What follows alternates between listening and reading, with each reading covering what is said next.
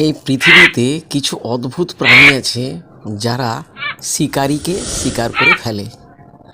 এই ধরুন একটি পাখি, সাধারণত সাপ পাখিকে খেয়ে থাকে, কিন্তু এখানে একটি পাখি একটা পুরো বড় সাপকে কীভাবে নাস্তানাবুদ করে তার মাংস ধীরে ধীরে খুবলে খুবলে খাচ্ছে।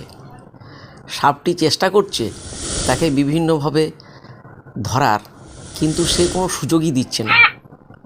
আস্তে আস্তে পাখিটি ওই সাপটিকে ক্রমশ নিস্তেজ করে ফেলছে এবং আস্তে আস্তে ওর মাংস খুবলে খুবলে খাচ্ছে। কিন্তু সাপটি প্রাণপণ চেষ্টা করে যাচ্ছে ওর হাত থেকে বাঁচানোর জন্য, আর নিজে কিছু ওকে ভয়ঙ্কর রকমের কিছু একটা ছোবল দিতে, কিন্তু পাখিটা সে সুযোগ দিচ্ছেই না। যতবার চেষ্টা করছে সাপটা, ততবারই পাখিটা তাকে যে কোনোভাবে ঠিক আটকে দিচ্ছে।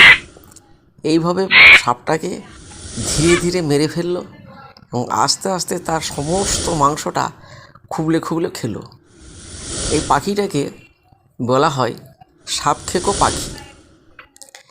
অদ্ভুত কেন বলছি না, সাধারণত এই ধরনের পাখি এখানে খুব কম দেখা যায়।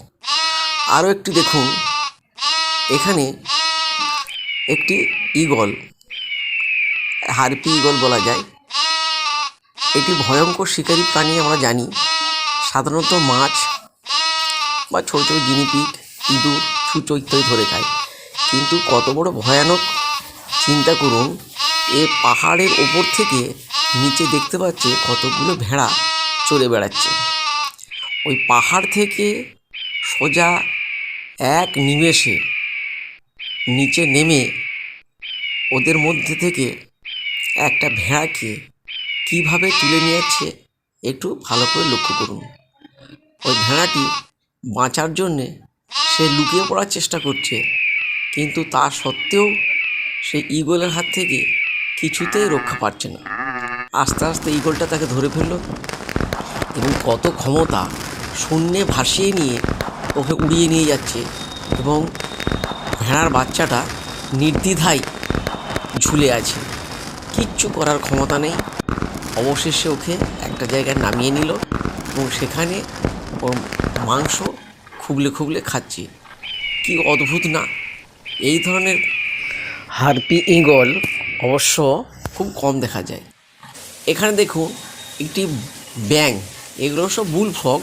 এগুলো আমাজনের জঙ্গলে প্রচুর পরিমাণে দেখতে পাওয়া যায়।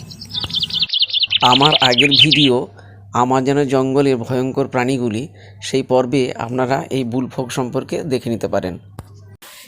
কী ধরনের ব্যাঙ, যেখানে সাপ ব্যাঙকে খায়, এখানে ব্যাঙ সাপকে খেয়ে ফেলছে।